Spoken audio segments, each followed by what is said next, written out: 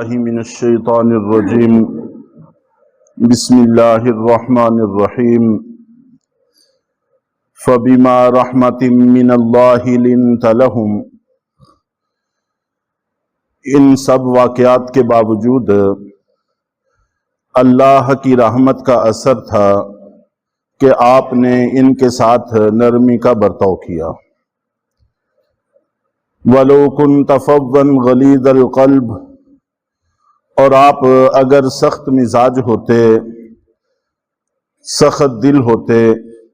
لَانْفَضُّوا مِنْ حَوْلِكَ، تو یہ آپ کے ارد گرد سے بکھر جاتے، منتشر ہو جاتے۔ فَاعْفُ عَنْهُمْ، آپ ان کو معاف کر دیجئے۔ وَاسْتَغْفِرْ لَهُمْ، اور ان کے لیے اللہ سے مغفرت طلب کیجئے۔ وَشَاوِرْهُمْ فِي الْأَمْرِ،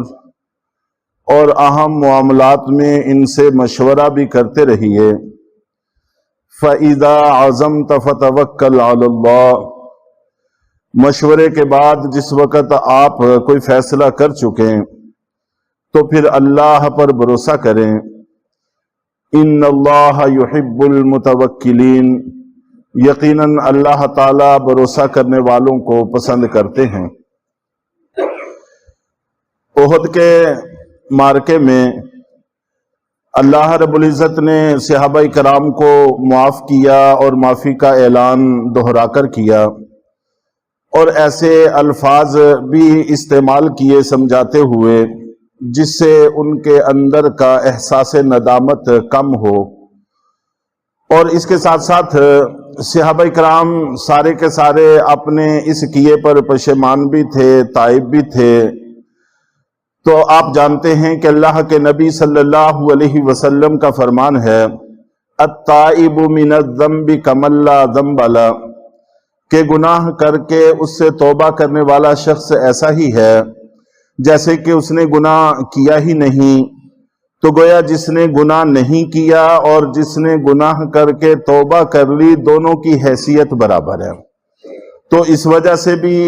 یہ حضرات کسی ملامت کے اہل نہیں ہیں۔ اور نبی پاک صلی اللہ علیہ وسلم نے ابھی تک کسی طرح کے احساس کا اظہار نہیں فرمایا تھا، لیکن ظاہر ہے کہ آپ نبی پاک صلی اللہ علیہ وسلم کو بھی شدید صدمہ تھا۔ تو اللہ رب العزت بطور مدح کے، بطور تعریف کے اس بات کا ذکر فرما رہے ہیں کہ اللہ نے آپ کے دل میں بڑا رحم رکھا ہے، بڑی نرمی رکھی ہے،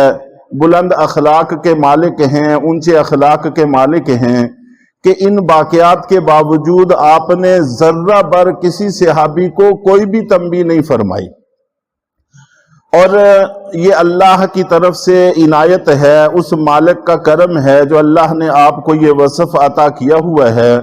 کسی دنیا میں ظاہری اعتبار سے کسی چیز کا یہ اثر نہیں ہے، چنانچہ انبیاء کرام کو جو کچھ بھی عطا ہوتا ہے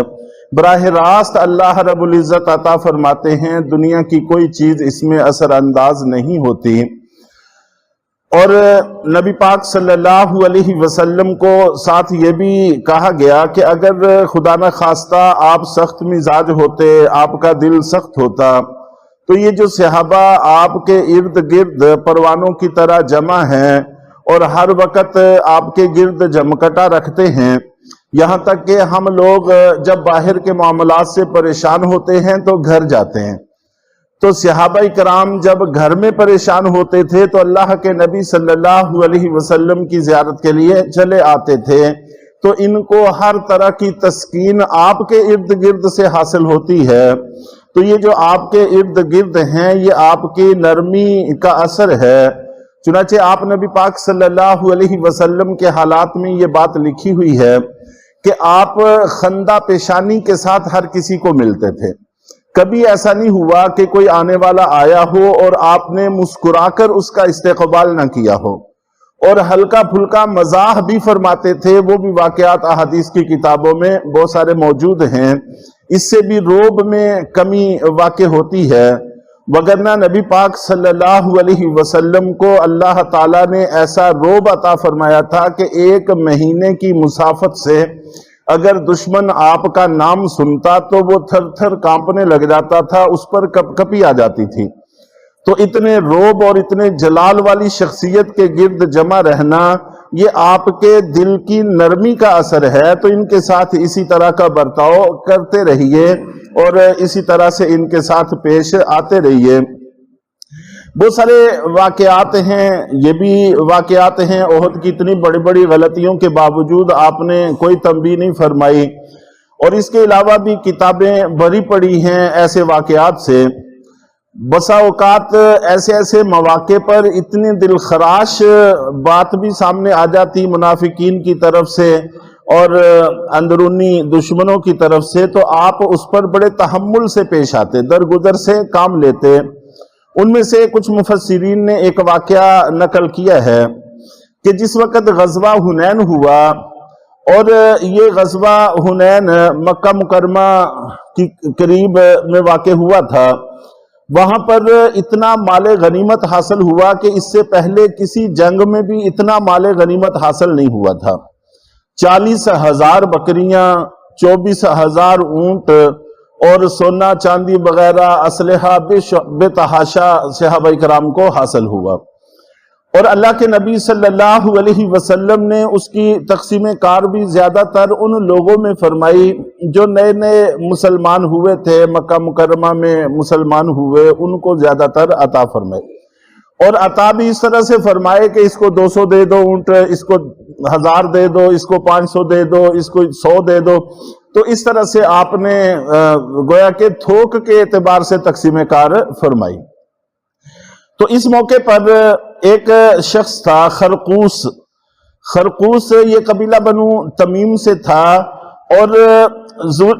ذوالحویسرہ اس کا لقب تھا، اور یہ ایک بازو سے محروم تھا پیدائشی طور پر۔ وہاں پر ایک گوشت کا لوتھڑا سا تھا جو لٹکتا رہتا تھا۔ تو اس نے نبی پاک صلی اللہ علیہ وسلم کو ایسی بات کہہ دی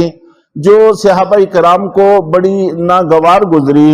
ما عدلت فی قسمتک یا محمد، کہ اے محمد آپ نے مال غنیمت کی تقسیم کار میں انصاف سے اور عدل سے کام نہیں لیا۔ صحابہ کرام سارے موجود ہیں، اللہ کے نبی صلی اللہ علیہ وسلم اپنی فاتحانہ شان کے ساتھ موجود ہیں۔ ایک عام شخص جس کا صحابہ کرام کی فہرست میں سرے سے نام ہی نہیں ہے، اس طرح کا جملہ کہہ دے، اور پھر یا محمد کہہ کر، تو اللہ تعالیٰ نے بھی آپ کو کبھی خطاب نہیں کیا یا ایھا المدثر، یا ایھا المزمل، یا نبی، یا رسول، اس طرح کے الفاظ کے ساتھ آپ کو خطاب کیا گیا ہے، القاب کے ساتھ، اوصاف کے ساتھ آپ کو خطاب کیا گیا ہے۔ تو یہ شخص نام لے کر اس طرح سے خطاب کرے اور بات بھی کرے کہ آپ انصاف سے کام نہیں لے رہے، تو یہ بڑا دل خراش پہلو تھا۔ چنانچہ حضرت خالد بن ولید رضی اللہ تعالی عنہ پاس میں موجود تھے، انہوں نے عرض کیا کہ اللہ کے رسول مجھے اجازت دے میں اس منافق کا سر قلم کروں، تو آپ نبی پاک صلی اللہ علیہ وسلم نے فرمایا کہ نہیں، درگزر سے کام لیا، اور ساتھ یہ فرمایا کہ اگر میں انصاف نہیں کرتا اس دھرتی پر تو پھر یہاں اور کون انصاف کرے گا۔ تو وہ مال غنیمت کے اعتبار سے اللہ کے نبی صلی اللہ علیہ وسلم کے اختیارات کیا تھے، اس پر انشاءاللہ العزیز مستقل طور پر بات عرض کی جائے گی جب موقع آئے گا۔ تو اللہ کے نبی صلی اللہ علیہ وسلم ہر موقع پر اس طرح سے نرمی کا برتاؤ کیا کرتے تھے اور کسی اعتبار سے سختی نہیں فرماتے تھے، اور مدینہ منورہ میں تو بارہا دفعہ ایسے واقعات کا سامنا ہوا کہ منافقین کی طرف سے ایسی بات ہوئی اور صحابہ کرام نے قتل کی اجازت چاہی اور آپ نے قتل کرنے کی اجازت نہیں دی، اور ساتھ یہ فرمایا کہ لوگ اس بات کی تشہیر کریں گے کہ محمد صلی اللہ علیہ وسلم اپنے ہی ساتھیوں کو قتل کرنے لگے ہیں۔ تو بہرحال اللہ رب العزت نے یہاں پر آپ کی نرم مزاجی کا تذکرہ فرمایا اور بطور آپ کی مدح اور تعریف کا ذکر کیا کہ اللہ نے اپنے فضل سے، اپنی رحمت سے آپ میں جو نرم مزاجی رکھی ہوئی ہے، اس کا اثر ہے کہ یہ سارے کے سارے آپ کے گرد جمع ہیں،